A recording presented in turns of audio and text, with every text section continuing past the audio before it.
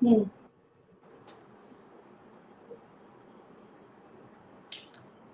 अस्सलाम वालेकुम नाज़रीन, पाकिस्तान टू अमेरिका के साथ मैं हूं शैला खान और आप देख रहे हैं कैपिटल टीवी वॉशिंगटन।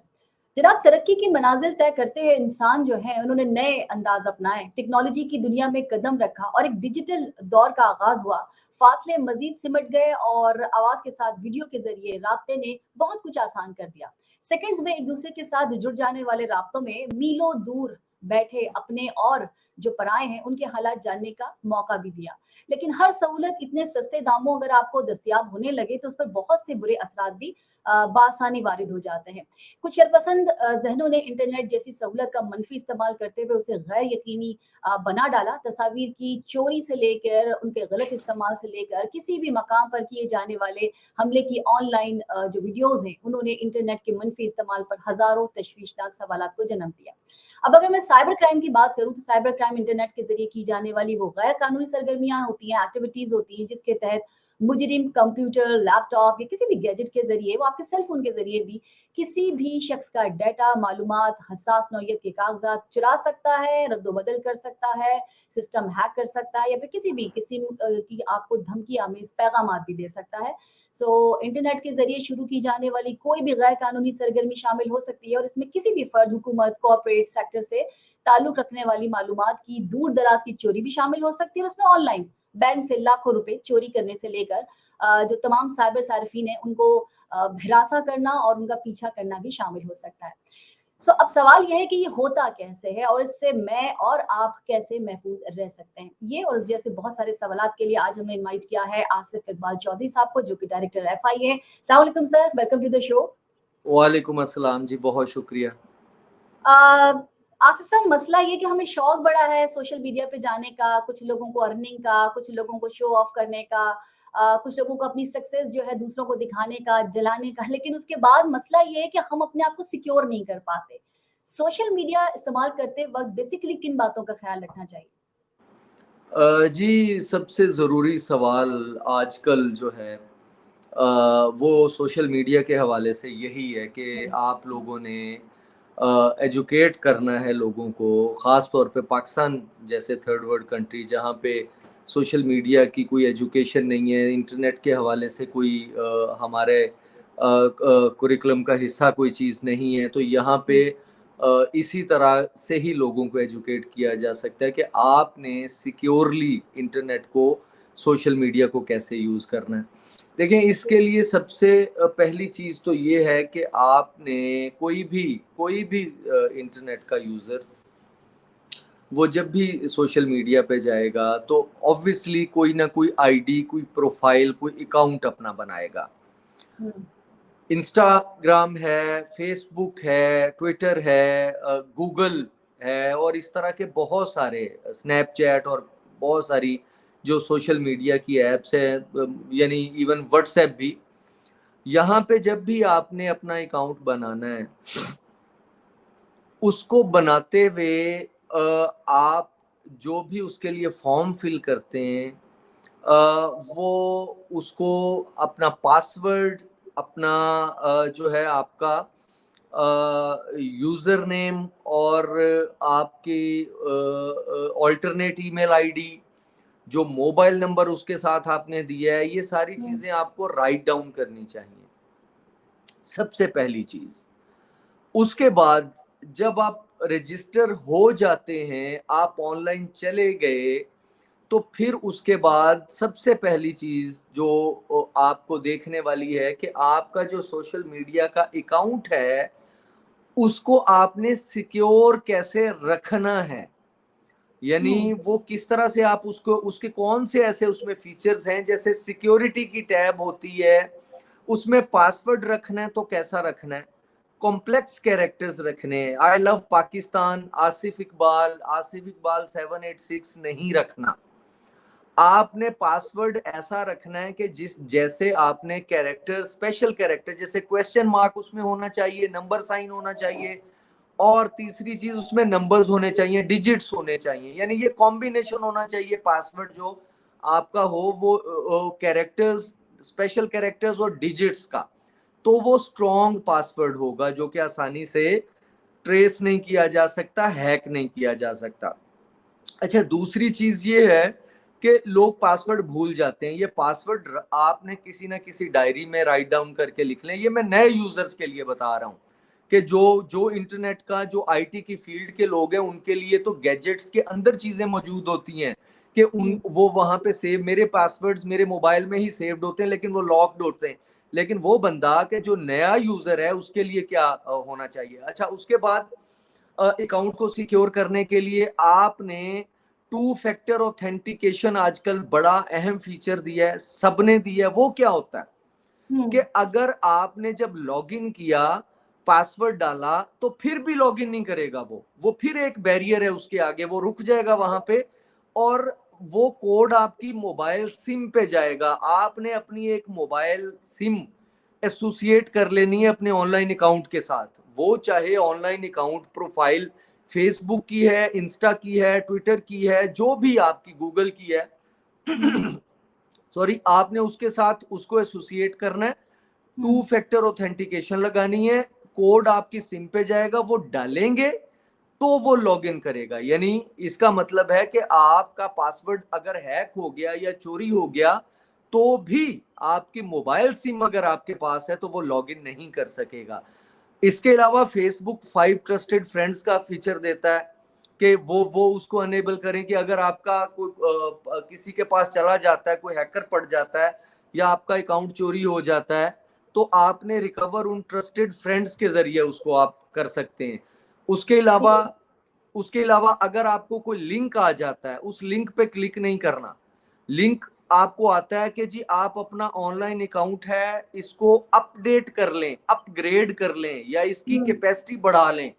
ये इंस्टा है, वही फिर बात के गूगल है या ट्विटर है, आपका इवन कोई ईमेल आईडी है, ये नहीं कोई भी सर्विस मांगती। ये ठीक हैकर्स है। आपको भेज रहे होते हैं बेसिकली, बट अच्छा, आपको आसिम साहब, नजर ऐसे। सिस्टमैटिकली चलते हैं। पहले मुझे ये बताइए, आपने कहा फ़ोन का जो पासवर्ड है, या जो भी आप पासवर्ड, चाहे वो मेल का पासवर्ड है, तो फ़ोन के अगर मैं पासवर्ड की बात करूँ तो ढेरों जो फ़ोन है वो मार्केट में बिक जाते हैं और उनके पासवर्ड लगे हुए होते हैं। कहा ये जाता है कि ये पासवर्ड बड़ी आसानी से तोड़ लिए जाते हैं। सही है ये कि क्योंकि हर औरत, हर मर्द जब अपना पासवर्ड लगाता है, तो ये किस तरीके से बिक जाते हैं? किस तरीके से ये खुल जाते हैं? जी, जो पुराने मोबाइल्स थे, उनके हुँ, पासवर्ड्स जो हैं वो ब्रेक हो जाते थे। ठीक है, आपके एप्पल का पासवर्ड ब्रेक नहीं होता, डिवाइस की मैं बात कर रहा हूँ। ठीक है। और अभी अभी जो आपकी एंड्रॉयड डिवाइसेस आई हुई हैं, हुँ, उनमें जो लेटेस्ट डिवाइसेस हैं, हुँ, उनका पासवर्ड ब्रेक नहीं होता। और ठीक है। अगर अगर ब्रेक हो जाता है किसी स्टेज पे जाके, वो पासवर्ड ब्रेक एंड्रॉयड का हो जाता है, लेकिन हुँ, उसका एक फायदा ये होता है कि जब वो पासवर्ड ब्रेक होता है तो आपका डाटा इरेज हो जाता है सारा उसमें से, वो ठीक। आपका डाटा उसमें नहीं रहता, वो फैक्ट्री रीसेट हो जाता है मोबाइल। हुँ, तो ये है कि नए मोबाइल्स तो सेफ हैं आपके, लेकिन ठीक। जो पुराने मोबाइल्स हैं उनका डाटा रिकवर हो, उनका पासवर्ड रिकवर हो जाता है। अच्छा, कौन-सी इन्फॉर्मेशन ऐसी है जो हमें सोशल मीडिया पे शेयर कर सकते हैं हम? और कौन-सी ऐसी है कि जो कि हम गैर महफ़ूज़ हो सकते हैं, वो हम नहीं कर सकते? देखिए, आपकी पर्सनल इंफॉर्मेशन, हम जहां पे सोशल मीडिया पे जाते हैं, वो दोस्ती जो एक क्लिक से दोस्त बन जाए और नेक्स्ट क्लिक से दोस्ती खत्म हो जाए, वो हुँ, क्या रिलेशंस होंगे। आपके ये दिमाग में होना चाहिए कि ऑनलाइन जो सोशल मीडिया के रिलेशंस हैं वो एक क्लिक वाले रिलेशंस हैं, जबकि आप रियल लाइफ में जो फ्रेंड्स बनाते हैं, आप उसकी अच्छी तरह से आप उनको जानते हैं, तो वो आपके दोस्त बनते हैं। हुँ, उनके साथ जो इंफॉर्मेशन शेयर की जा सकती है, आप अपनी फैमिली की इंफॉर्मेशन शेयर नहीं कर सकते। हाँ, ये एक बैरियर जरूर होता है कि ऑब्जेक्शनेबल कंटेंट, आपकी नंगी तस्वीरें या हुँ, वीडियोस, हुँ, मैं ये कहना डायरेक्टली शुरू हो गया हूं कि आपकी नंगी तस्वीरें या वीडियोस अच्छा नहीं लगता, बट हुँ, ऑब्जेक्शनेबल की बहुत सारे लोगों को समझ नहीं आती कि हम क्या कहना चाह रहे हैं। हुँ, वो नहीं बनानी, शेयर करना तो बहुत दूर की बात है। जहां पे लोगों को मसला होता है, जहां पे सुसाइड्स के लिए अटेम्प्ट्स होती हैं और सुसाइड कर लिया कुछ बच्चियों ने, हुँ। वो मैटर था कि जहां पे आपका ऑब्जेक्शनेबल कंटेंट किसी के हाथ में चढ़ा, उसने ब्लैकमेल करना शुरू कर दिया। आसिफ और साहब वो मैं वायरल आपको कर। रोकूंगी, मसला पता है क्या, बनाना भी मसला नहीं है, जब मोहब्बत हो जाए और उसके बाद वो ये कहे कि जी मुझ पे क्या आपको एतबार नहीं है। देखिए अब कुछ दिनों के बाद तो हम वैसे भी साथ रहने वाले हैं, हमारी तो शादी होने वाली है, हमारा तो निकाह होने वाला है, ये एक्सेट्रा एक्सेट्रा एक्सेट्रा। और बहुत से मैंने ऐसी फैमिलीज भी देखी हैं जहाँ पे निकाह हो चुका, अभी रुखसती नहीं हुई है, लेकिन क्योंकि निकाह हो चुका और माशरे में या मजहबी तौर पर आप दोनों मियाँ बीवी हैं और वो साथ डेट पे भी जाते हैं, फिर रहते भी हैं, और फिर होता ये है कि दो खानदानों के दरमियान अगर तो कोई मिसहैप हो गया या वो निकाह खत्म हो गया तो वो बच्ची बर्बाद ही होती है, क्योंकि वो उस वक्त तक मुख्तलिफ तस्वीर के साथ होती है, या वो मांग ली जाती है या वो दे दी जाती है। रिलेशन की तो आप बात कर रहे हैं ना, मैं ये निकाह की बात भी करूंगी आपसे। क्या हो, किस तरीके से हो कि खवातीन बच्चियां जो है वो इस ट्रैप में ना आए, या वो ट्रैप ना हो कि जी कौन सा ऐसा जवाब उन मर्द हजरात को दे देना है कि जी ये चीज तो मैं आपको नहीं दूंगी, उसका कोई तरीका, बहुत अच्छा तरीका बता दें। देखिए बड़ी सिंपल सी चीज है जी, इसका सिर्फ एक चीज जो है वो लोगों को बताने वाली बात है। हमने ये भी देखा कि 17 साल शादी रही, 3 बच्चे हैं, फिर भी हस्बैंड ने वाइफ की वो पिक्चर्स वायरल की, लोगों को भेजी। ये केस हमारे पास आया। और अ, अ, इसके अलावा बहुत सारे केसेस जिसमें बच्चे हैं शादीशुदा जोड़े के और उन्होंने एक दूसरे को ब्लैकमेल किया। ये निकाह होना, मंगनी होना या रिलेशन में होना, ये तो बात ही बहुत दूर निकल जाती है ना फिर। सही। और इससे आगे जो आपको कहता है ना कि मेरे पे एतबार नहीं है, हाँ। वो क्यों कहने की जरूरत पड़ रही है? अच्छा मुझे एक बात बताएं कि हम अगर फ्री होके सोचें, दिमाग को फ्री करके सोचें कि क्या जो हमारे से मोहब्बत करता है वो हमें नंगा करना चाहेगा? क्या वो पिक्चर जो हमने किसी को नहीं भेजी वो नहीं करेगा ब्लैकमेल? मान लिया जी उस पर एतबार है आपको, वो क्या गारंटी दे सकता है कि उसका मोबाइल स्नैच नहीं होगा? क्या वो गारंटी दे सकता है कि उसका मोबाइल चोरी नहीं होगा? क्या वो गारंटी दे सकता है कि उसके मोबाइल में उसके बच्चे या उसकी कोई उसकी बीवी या उसका कोई जानने वाला वो डाटा नहीं निकाल सकेंगे, पासवर्ड? क्या वो ये गारंटी दे सकता है कि उसके मोबाइल की स्क्रीन टूटेगी, वो ठीक कराने के लिए दे देगा तो वो मैकेनिक नहीं निकालेगा? बिल्कुल नहीं दे सकता। हाँ। ये वो चीजें हैं कि जो आप बंदे पे एतबार भी करते हैं, आपने फिर भी नहीं करनी। एक देखें, मैं आखिरी बात करूंगा इस हवाले से, आप अपने आप को कपड़ों से बाहर, अगर मैं अब कोई किसी को कहे, अल्लाह ना करे कि ऐसी स्टेज आए कि आप इस चौराहे, इस चौरंगी के अंदर खड़े होके, जहां से दिन में 1000 लोग गुजरते हैं, वहां पे आपने 1 घंटा कपड़े उतार के खड़े होना है, क्या कोई होगा मानने के लिए? जितना भी कोई किसी से प्यार करता है, नहीं होगा ना। और ये जो इंटरनेट है, ये ऐसा चौराहा और चौरंगी है कि जहां पे 1 मिनट में हजारों लोग देखते हैं, गुजरते हैं। 1 मिनट में, मैं तो 1 घंटे की बात कर रहा हूं ना। सही 1 घंटे के लिए आप कपड़े नहीं, अच्छा वो जो चौराहा और चौरंगी है किसी शहर या गांव देहात में, वहां से वो मूव कर जाए, चाहे 1 घंटा वहां कपड़े उतार के खड़ा रहे, वो वहां से मूव कर जाए नई जगह पे तो कोई नहीं पहचानेगा उसको। लेकिन इंटरनेट पे नंगे होने के बाद आप किधर जाएंगे? आप इंडिया, आप मलाइशिया, इंडोनेशिया, आप अमेरिका चले जाएं, कनाडा चले जाएं, फिजी चले जाएं, किधर जाके छुपेंगे? मेरे आप ख्याल में जिधर आसिफ भी साहब ये जाएंगे, मयार हो लड़कियों का, बच्चियों का, खवातीन का, ये मयार होना चाहिए कि अगर वो इस जो भी साहब हैं वो इस रेड लाइन को क्रॉस करते हैं कि जी आप अपनी इस तरह की तस्वीर मुझे सेंड कर दीजिए, तो पहली फुर्सत में आप अपने रिश्ते को एक दफा चेक कर लीजिए कि आपको आगे जाना भी है कि नहीं जाना, क्योंकि कोई भी इज्जतदार आदमी जो है वो ये हरकत, ये अल्फाज वो बोल ही नहीं सकता। सही कहा कि इसको हम यही क्लोज करते हैं। ये मुझे बता दीजिए, ढेरों एप्लीकेशन हम जो है धड़ाधड़ हम डाउनलोड कर रहे होते हैं, महज एक गलत एप्लीकेशन डाउनलोड करने से कोई भी हैकर जो है वो क्या फोन तक रसाई हासिल कर सकता है, और ये होता कैसे है, मतलब हमारा डेटा जो है वो सेफ होता है, या जी मतलब किस तरह बिल्कुल मालूम सही। करें कि ये हम ये एप्लीकेशन डाउनलोड कर लें, ये सही है, ये जाली नहीं है, ये फेक नहीं है, या ये सही है? जी जी सही पॉइंट आउट किया आपने। एप्लीकेशन जो इंटरनेशनली रिकॉग्नाइज्ड हैं, सिर्फ वो मोबाइल में डाउनलोड करें। अच्छा। और दूसरी चीज, ज्यादातर लोग कहाँ से शिकार होते हैं कि वो एप्लीकेशंस डाउनलोड करते हैं। आजकल बच्चों को शौक है हैकिंग सीखने का, वो हैकिंग के सॉफ्टवेयर्स डाउनलोड करते हैं और खुद हैक हुए होते हैं, क्योंकि उनको पता नहीं होता कि ये खुद हैकर्स ने रखे हुए हैं वो। और जो नए ट्रेंड्स आते हैं, जैसे कोई भी स्कैम आ गया जी, किसी आजकल ये बड़ा चल रहा है जी, फलां पर्सनैलिटी है उसकी ये ऑब्जेक्शनेबल या नंगी वीडियो लीक हो गई, वीडियो लीक का स्कैंडल है। ये लोग क्या करते हैं कि उन वीडियोस के साथ अपना बैकडोर या की लॉगर वो इसके साथ बाइंड करके और वीडियो को डाल देते हैं। जो ही आप उस वीडियो को प्ले करते हो, वो आपके मोबाइल के अंदर वो इंस्टॉल हो जाता है, बैकडोर या वो की लॉगर। उसके बाद वो सारा आपके मोबाइल का डाटा, जो भी एक्टिविटी होती है, वो उठा के थ्रू किसी भी मतलब ट्रांसफर प्रोटोकॉल के जरिए वो उसको भेजना, हैकर को भेजना शुरू कर देता है। तो मोबाइल हो या आपका कंप्यूटर हो, लैपटॉप हो, उस पे जो एप्लीकेशंस हैं वो वाली डाउनलोड करें, उनको यूज करें जो रिकॉग्नाइज्ड हैं। वो एप्लीकेशंस जो हैं जो रिकॉग्नाइज्ड नहीं है, उनको इंस्टॉल नहीं करना चाहिए। अच्छा, रिकॉग्नाइज का क्या, किस तरह से पता चलेगा कि रिकॉग्नाइज, यानी मतलब हम आपको अगर पता चले है, गए, हम तो हमने डाउनलोड कर ली, क्योंकि वहां तो कोई ऐसी चीज लिखी नहीं है कि ये अप्रूव्ड है, ये नहीं है।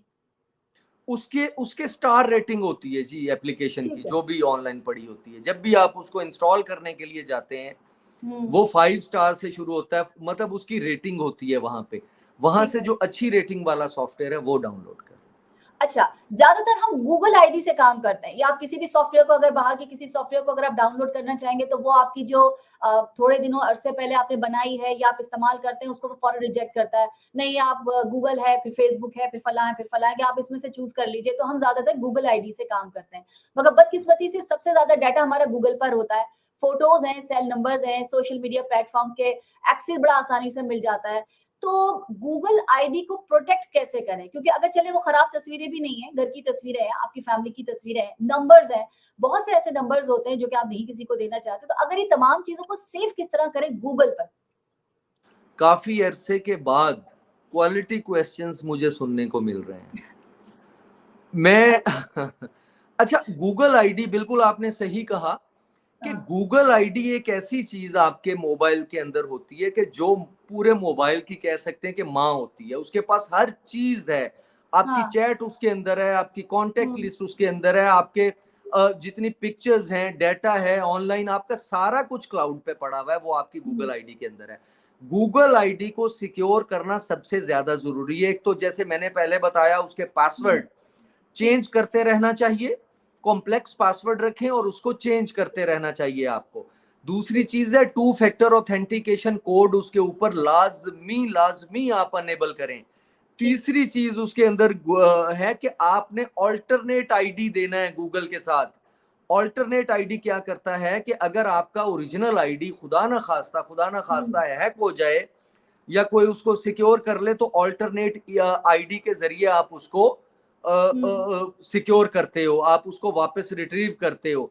तो इसलिए ये गूगल आईडी के अंदर ये जो कुछ चीजें हैं, ये आपको देखनी पड़ेंगी। इनको अगर आपकी सिक्योरिटी क्वेश्चन की ऑप्शन है, जो कि होती है सिक्योरिटी क्वेश्चन और उसका आंसर, उसको इस तरह से रखें कि कोई उसको ट्रेस ना कर सके। अपने टीचर के नाम पे आई लव पाकिस्तान जैसे मैंने कहा, वो चीजें ना रखें। और हाँ, अपनी डेट ऑफ बर्थ, कभी भी गूगल आईडी हो या कोई भी आपकी ऑनलाइन आईडी हो, डेट ऑफ बर्थ आपने कभी, मैं रिकमेंड करता हूं कि कभी आपने ओरिजिनल नहीं डालनी। रिकवरी के लिए लोग आपकी डेट ऑफ बर्थ आपकी हर जगह पे पड़ी होती है, लोगों को ये पब्लिक हो गई ना अब डेट ऑफ बर्थ, कि आपके दोस्तों को पता हो सकता है। आपने अगर डेट ऑफ बर्थ डाली हुई है, वो खुद बताती है एप्लीकेशन के आज इसकी बर्थडे है। तो अगर उसको रिकवर करना होता, डेट ऑफ बर्थ एक ऐसा टूल है जिसके जरिए रिकवर किया जाए। डेट ऑफ बर्थ अपनी गलत डालें उसके अंदर, तो कुछ गूगल पे ऐसी भी, चीजें, गूगल पे भी सब पे जितने भी ऑनलाइन अकाउंट है, कभी अपनी ओरिजिनल डेट ऑफ बर्थ उसके ऊपर नहीं डालें। तो ये ठीक वो है। चीजें हैं, ये वो चीजें हैं। और वे उसको बाद में चेंज भी कर सकते हैं, उसको चेंज भी किया जा सकता है। तो कुछ कोई भी ऐसी चीज उसके ऊपर जो है ना आपकी नहीं होनी चाहिए कि जिसको गेस किया जा सकता है।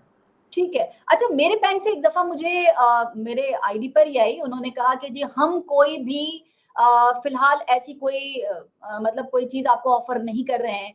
उस वक़्त स्कैम कोई आया होगा, उन्होंने कहा जी फ़िलहाल कोई ऐसी चीज़ जो कि हमारे अकाउंट से आई हुई हो, या फिर ये है कि हम आपको करें तो आप डायरेक्ट आप हमें हमारे जो आपकी ब्रांच है उसमें जाएँगे। मतलब किसी भी किस्म की फ़िलहाल आप कोई ईमेल जो है जिसमें ये कहा जाए कि हम आपको फला चीज़, फला चीज़, फला चीज़ दे रहे हैं, इतने पैसे दें तो इतनी चीज़ ये आपको मिल जाएगी, ऐसी कोई चीज़ हम नहीं दे रहे हैं। तो क्या बैंक के थ्रू भी आ जाती है इसी टाइप की मेल? क्योंकि बैंक पे तो आप क्लिक करेंगे। बैंक अगर आपको ईमेल, मैं वैसे नहीं कह रही फ़ोन पर आपको कोई चीज़ मिल जाती है या आपसे कोई बात कर रहा है और आप अपनी तफ़सीलात दे रहे हैं। तो क्या हैकर्स जो है वो जो बैंक में आप ईमेल आईडी देकर आए हैं, उस पे भी काम कर लेते हैं? देखिए, ईमेल आईडी को स्पूफ किया जा सकता है। स्पूफिंग होती है मास्किंग।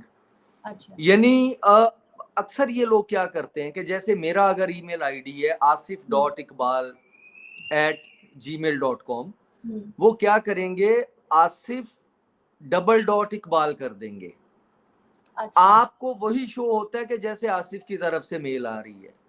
मैं हाँ। इसी तरह बैंक का ईमेल आईडी है, उसको स्पूफ कर लेते हैं। अच्छा, एक तो ये तरीका है कि आपको लगेगा कि मेरे बैंक की तरफ से ईमेल आई है और उसमें ठीक है।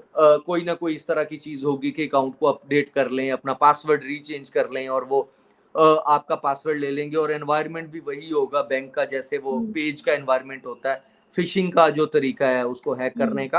हुँ, दूसरा ये होता है कि वैसे स्पूफ्ड ईमेल, आपके इंटरनेट के ऊपर कुछ ऐसी वेबसाइट्स अवेलेबल हैं जहां पे आप किसी को ईमेल भेजनी है तो वहां पे ऑब्वियसली फ्रॉम की ऑप्शन ओपन नहीं होती। फ्रॉम की ऑप्शन तो आपका जो ईमेल जिसको लॉगिन करके आप ईमेल कर रहे हैं वहां से टू की ऑप्शन ओपन होगी। अच्छा। वो वेबसाइट्स आपको सॉरी, फ्रॉम की ऑप्शन भी ओपन करके देते हैं कि आपने किसी की तरफ से भी किसी को ईमेल कर दें। तो वो भी इस तरह से होता है कि किसी की तरफ से मेल डाल दी। हुँ, ये ज्यादा बैंक्स की तरफ से नहीं होता, ये होती है किसी बिजनेस कम्युनिटी का आपस में, जो होता है कि अब जो मुझे आपने अमाउंट भेजनी है वो इस हुँ, बैंक अकाउंट की बजाय इस बैंक अकाउंट में भेज दें। वो बंदा देखता है ईमेल, वो कहता है कि हाँ ये आई तो उन्हीं की तरफ से, हुँ, फलां मेरे कस्टमर की तरफ से। वो दूसरे अकाउंट में पैसे डलवा देते हैं, वो बाद में पता चलता है स्पूफ्ड ईमेल था। तो इस तरह से हुँ, करोड़ों रुपए यानी मिलियंस के स्कैम्स इस तरह से होते रहे और हो भी रहे हैं। लेकिन लोगों को काफी अवेयरनेस हो चुकी, जो बिजनेस कम्युनिटी है, हमने हुँ, सेमिनार्स किए, जाके उनको एजुकेट किया कि आपने ईमेल के साथ साथ मोबाइल फोन पे, मोबाइल कॉल पे कंफर्मेशन के बगैर आपने डिफरेंट अकाउंट में पैसे नहीं लगवाने। सही, ठीक है। अच्छा, फेक न्यूज़ की बात कर लेते हैं क्योंकि सोशल मीडिया का दौर है, पता नहीं चलता, धड़ाधड़ एक ट्विटर पे भी होता है, फेसबुक पर भी होता है कि एक खबर आई और उसे सबने फिर उसको शेयर करना शुरू कर दिया। ये देखा ही नहीं है कि वो सही है, ये गलत है। एक वीडियो आई, पता ही नहीं है कि नीचे लिखा है अफ़गानिस्तान के पाकिस्तान, और उसके बाद उसे शेयर करना शुरू कर दिया। बाद में पता चलता है कि अरे ये तो फेक थी। तो कैसे पता चले, कैसे पता करें कि ये जो पोस्ट है, ये खबर जो है, ये फेक है, या ये जो वीडियो है, ये फेक है? देखिए, हमारे पाकिस्तान में ये वैसे सब कॉन्टिनेंट सारे में ये मसला है हुँ, कि कोई भी न्यूज़ आती है हम उसको शेयर करना शुरू कर देते हैं और हम उस पे तबसरे शुरू कर देते हैं। हुँ, इसकी बहुत बड़ी बड़ी एग्जांपल्स हमारे सामने आई कि वो बाद में पता चलता है वो फेक न्यूज़ है। हुँ, हुँ, इसके लिए हमें सिर्फ हमें अपने आप को एजुकेट करना पड़ेगा कि हुँ, कोई भी खबर आई है, वो चाहे जितनी भी सीरियस आपको नज़र आ रही है, हुँ, आप उसको इन्वेस्टिगेट हो लेने दें, आप उसको कंफर्म हो लेने दें, हुँ, या इवन उसको कंफर्म करें। बड़ी हुँ, छोटी सी चीज़ मैं आपको बताता हूँ। हुँ, लेटर आ गया कि ईद की जो हॉलीडेज़ हैं वो ये 5 दिन की हैं। सही। अब सबने उसको जो है वो शेयर करना शुरू कर दिया। किसी ने ये हुँ, नहीं देखा कि उसके ऊपर 2017 लिखा हुआ है। वो मतलब इतनी छोटी सी चीज है कि सही। 2017 का लेटर वो लगाने वाला भी भूल गया, कि उसको हुँ, 23 करना भूल गया ऊपर। और सही। खैर से हम लोग शेयर करने में हमने जल्दी जल्दी से अपने वो नंबर बनाने होते हैं कि जी हमें सबसे पहले ये चीज आई है। तो थोड़ा सा हुँ, हमें भी एज अ रिस्पॉन्सिबल सिटीजन हमें भी थोड़ा सा इसमें किरदार अदा करना होगा। आपको शायद याद हो 2020 में एक कैट के हवाले से न्यूज़ चली थी, किटन रेप के हवाले से, कि हम्म, पाकिस्तान में एक कैट के बच्चे का रेप किया गया और उस पे इतनी 2-4 दिन 10 दिन तमाशा लगा। आप ये देखिए कि फीमेल्स का बहुत सारा मेरा राब्ता हुआ सोशल मीडिया के थ्रू, बेचारी हम्म, खवातीन जो है उनकी नींदें उड़ गई कि यार इस हाँ, पाकिस्तान के अंदर ये हो रहा है। और वो न्यूज़ कहाँ कहाँ चली, टाइम्स ऑफ इंडिया पे चली, वो गल्फ न्यूज़ पे के ऊपर चली, और इराक के न्यूज़पेपर्स में चली, और पूरी दुनिया में चली वो न्यूज़। आप यकीन कीजिए जब उसको उसके ऊपर तहकीक की गई, जब उसको इन्वेस्टिगेट किया गया, वो खबर झूठी थी। वो डॉक्टर कहता है मैंने ऐसा कुछ सर्टिफिकेट दिया ही नहीं, मैंने ऐसा कुछ स्टेटमेंट नहीं दिया, ये मुमकिन नहीं है कि 3 माह के बच्चे के साथ इंसान इस तरह की कोई इंटरेक्शन जो है वो वो कर कर सके, सकता। ये हो नहीं सकता, पॉसिबल नहीं है ये चीज। तो यहाँ पे तमाशा। आप आसिफ साहब, आप इंसानों की बात कर रहे हैं, हम लोगों की बात कर रहे हैं। अभी आज ही मैंने पोस्ट ट्विटर पे पढ़ी है जिसमें एक चैनल, हमारा ही चैनल, खबर दे रहा था कि जो ट्रम्प साहब हैं वो इंतकाल कर गए, और ट्रम्प साहब के जो बेटे हैं उनके ये हैंडल से ये जी, जो न्यूज है वो आई है। ट्वीट आया। अच्छा, उन्होंने जी जी। जो सबर नहीं किया, उस चैनल ने कंफर्म नहीं किया। आप जब कह रहे हैं कि ट्विटर हैंडल हैक भी हो सकता है, थोड़ा सबर करें, वहां से ऑफिशियली कोई चीज आ जाए अमेरिका से, वहां जाके आप चेक कर लें। लेकिन उन्होंने इतनी जल्दबाजी की हमारे चैनल ने कि मैं देख के खुद परेशान हुई। फिर मैंने देखा, फिर मैंने चेक किया कि मैं इंटरनेट पे जाके चेक करूं, कहीं तो देखूं, किसी से तो पूछूं। तो वो यही था कि शायद वो हैक हो गया है उनके बेटे का वो ट्विटर हैंडल। तो हमारे तो चैनल्स भी इतनी जल्दी दौड़ लगा देते हैं, हम तो, आप और मैं तो अपनी बातें कर रहे हैं। जी, इसमें हमें देखिए, हम सबको पूरी सोशल मीडिया और मीडिया की कम्युनिटी को हमें ये किरदार अदा करना होगा। अब अनफॉर्चुनेटली हमारी सोसाइटी का आपको पता ही है क्या, कहाँ तक हम पहुँच गए हैं। लेकिन बहरहाल सोशल मीडिया के ऊपर जब तक कोई चीज़ कंफर्म नहीं हो जाती, तब तक उसको शेयर नहीं करना चाहिए। अब मीनारे पाकिस्तान का स्कैंडल आपके सामने, कितना बिल्कुल। तमाशा लगा, बाद में क्या चीज़ें निकली, तो थोड़ा सा हमें हमें भी उस चीज़ पे वो काम करना चाहिए कि जिस पे हमें बाद में शर्मिंदगी ना हो। इसमें अब हर चीज़ कानून पे नहीं डाली जा सकती। सही है। हम लोगों को अपना जो रिस्पॉन्सिबिलिटी है हमें उसको तो उठा लेना चाहिए ना, कि स्टेट के ऊपर हम्म, हर चीज़ डाल देते हैं। तो हम्म। मेरा ख्याल है कि इसमें हम लोगों का जो यूज़र्स हैं इंटरनेट के, उनका किरदार ज़्यादा है। अच्छा, किसी दूसरे शख्स की शनाख्त या उससे मुतालिक मालूमात का बगैर इजाजत इस्तेमाल कर लेना या बगैर तस्दीक के इस्तेमाल करना, हमने अक्सर देखा होगा, लड़की बन के भी लोग बात कर लेते हैं, मर्द हज़ार फौरन ऐड करते हैं। मेरे पास कुछ मेरी ही तस्वीर को लगा के भी लोग आए, नाम भी वही लिखा हुआ था, शैला खान।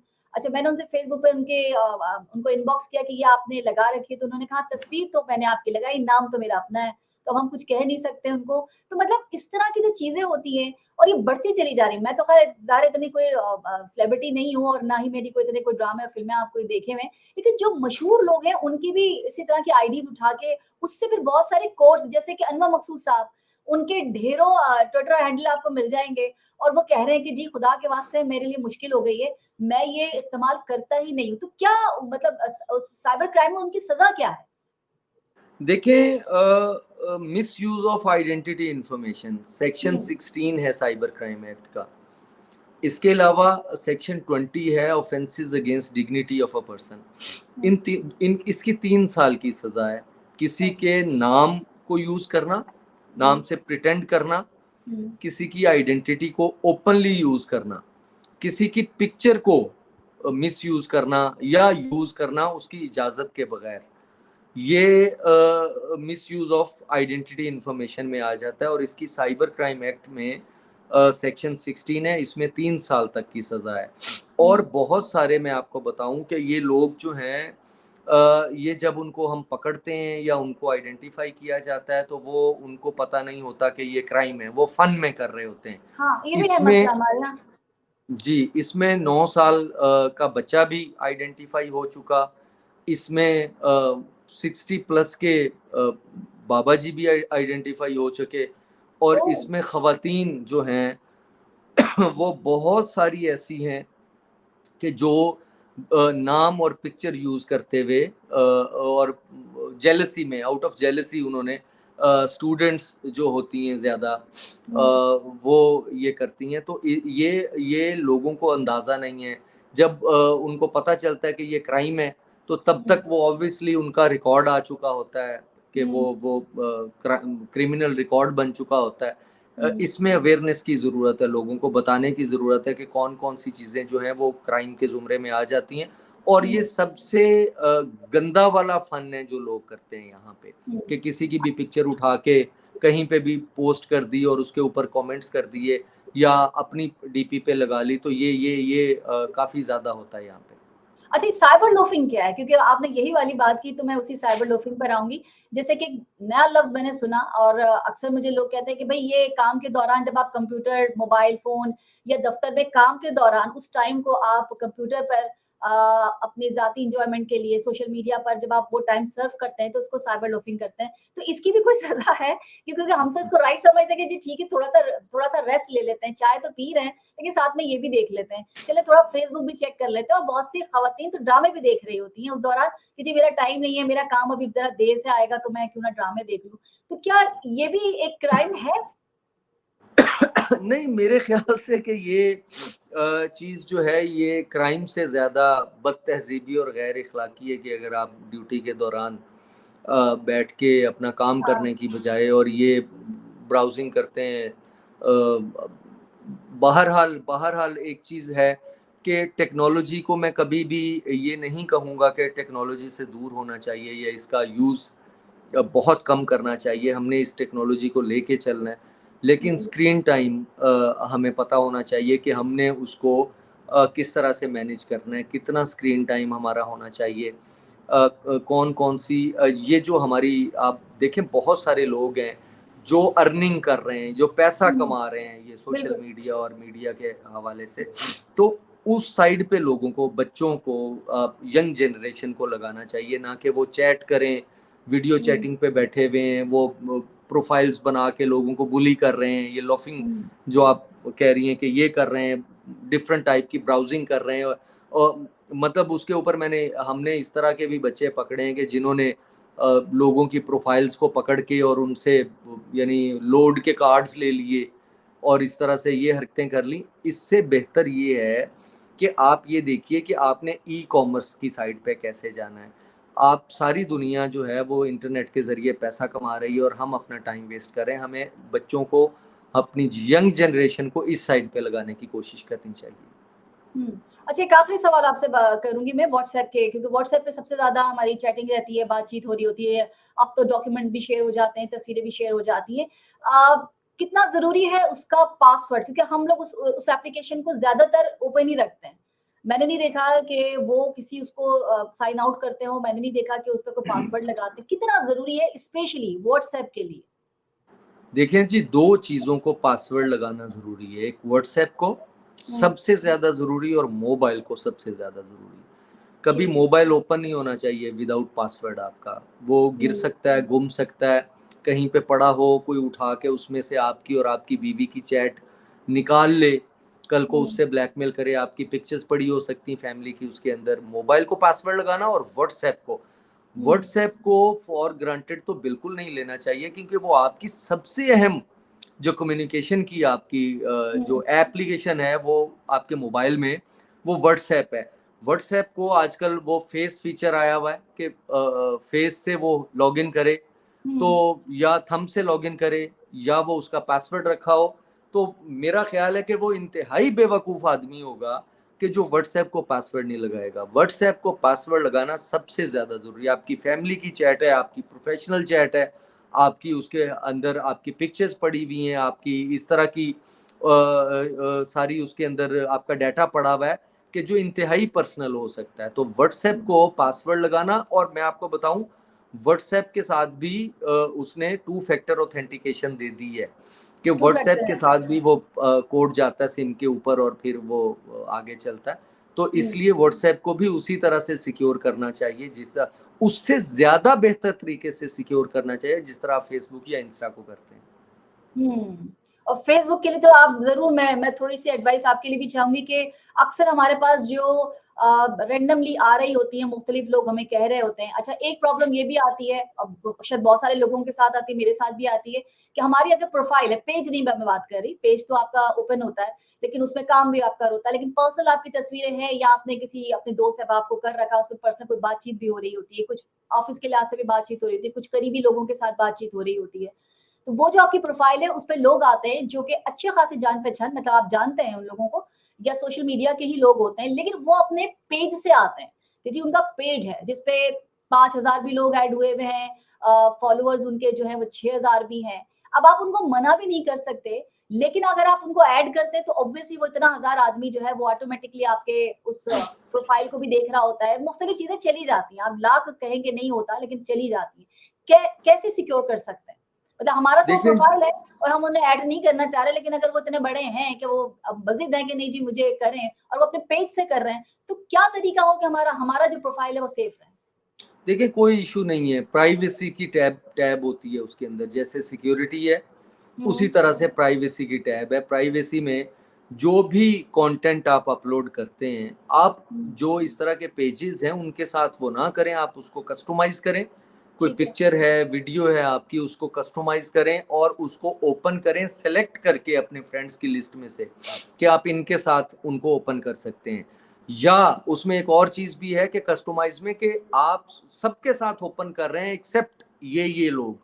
तो उस ऑप्शन को आप, जो कस्टमाइज़ की ऑप्शन है प्राइवेसी के अंदर, आप ठीक। उसको चेक करें।